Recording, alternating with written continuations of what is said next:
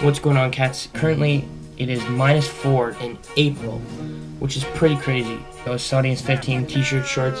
Now there's a snowstorm, about 15 centimeters, which calls for a how-to video. So today, I'm going to do a how-to video on how to install integrated and non-integrated BMX headset.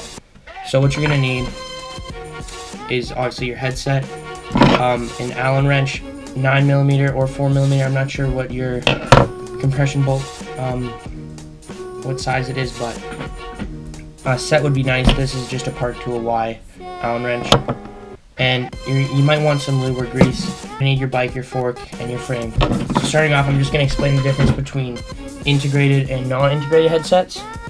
So to find out what kind you have or what kind of frame your headset requires, if your frame comes with these caps built in to the frame, it's an integrated, so you're going to buy an integrated headset. And if it doesn't, you're going to need a non-integrated standard headset. So the only difference between the two is on a integrated frame, the caps are built in. On a non-integrated frame, the headset that you buy is going to come with caps that you can put on. To put them on, all you're going to need a piece of wood or a puck, a hockey puck or anything, and then a hammer or a mallet, and you're just going to want to put the top cap in, put the piece of wood or the puck over it, and then just hammer it on. Make sure you don't scratch anything up, and just make sure everything's flush, and then you can follow the same steps. Yeah. So I'm going to go over the parts of the headset. So the two main parts of the headset are the bearings and the lock ring. So both bearings are the exact same, and you can put them either on the top or the bottom, doesn't matter. You're going to need your lock bolt. This just goes on the top, right in the top bearing, and then down goes on the fork. Then after that, you're going to need your top cap, and it just protects it from dirt and stuff, just dust. And then you're going to need your compression cap, which goes on your fork. Comes with the fork. Make sure it matches, or else you don't want to run into any stripping. And with the grease, you're going to want to grease. You can grease every single part, just not a lot. Just try not to overdo it. And mainly, a big thing is this, because I've had troubles with stripping, and I'm not be able to get my fork or my headset out. So make sure this is semi-greased. The bearings, you can and you can't. It's preferable if you can, because it just kind of helps out with the spinning, and it makes sure everything's spinning properly. So I'm going to go down and show you guys how to do it right now. Okay, so I'm down here. I have my frame. I have my fork attached to my wheel. It doesn't need to be. One thing, a lot of common headset malfunctions are because the bearings don't slide in properly to the bottom of the fork.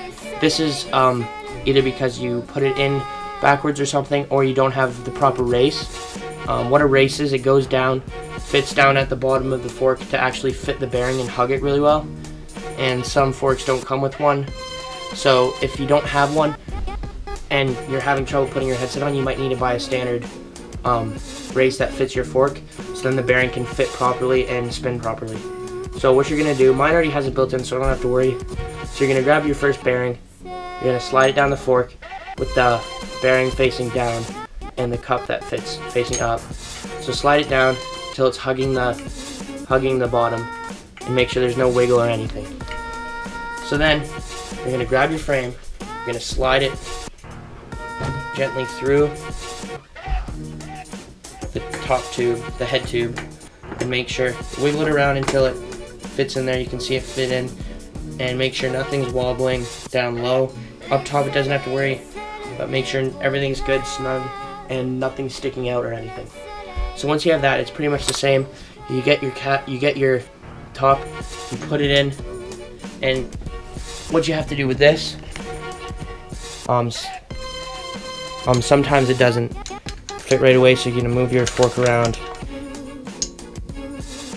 There it goes. You can see it just kind of clicked in there. Make sure nothing's sticking out. Make sure it's all flush. And then after that, you're going to want to grab your lock ring, and you're going to slide it right on down, the same as you did with the top cap, and wiggle it around till it locks in and nothing's sticking out or one side's different. Make sure everything's snug in there, and nothing's sticking out. So as you can see right here, everything's in, nothing's sticking out. I'm good to go. So once you do that, all you're going to want to do now, get your dust cap or your top cap, slide it on down, make sure it covers the bearing and everything, make sure it's all fits properly, no wiggles, and then to measure if you're going to need spacers before you do it, it just kind of saves time. You're going to get your stem, and the width of this has to rise a little bit above the metal on the fork for the compression bolt to work properly. So you're going to measure it and see how much spacer you might need, and then you just get a kind of a general idea. So I only need 2, so you get the 2, slide them on down. Then all you got to do now, put your stem, make sure everything's snug, and the main thing that you're going to want to make sure when you're putting the stem on, you're going to want to make sure that the metal of the fork is not rising above the stem. So just check, just make sure it's flat a little bit, not flush, but make sure nothing's sticking out here, the fork, and make sure the stem is a little bit taller than the fork itself. So then what you're going to want to do to tighten it all up, get your compression cap, screw it in to the fork right here with your fingers until you can't anymore. So you get that in, and now you just grab your Allen wrench with the proper size, fit it into the bolt, and tighten it until you can't tighten it anymore. And the main thing about tightening headsets, you're going to want to make sure that if it's too tight, you're going to want to loosen it just a bit, and if it's too loose, like there's a little wobble, you're going to want to tighten it a tad, and you just kind of play around with it until you get no wobble and it spins kind of fine. To make sure, you're just going to want to stand up, spin your bars around, they spin fine. I got the thing, it's kind of a new fork, it fits fine, so everything's snug, but just make sure no wobble when you're installing it. And then the final step is to tighten everything back up. So you're going to,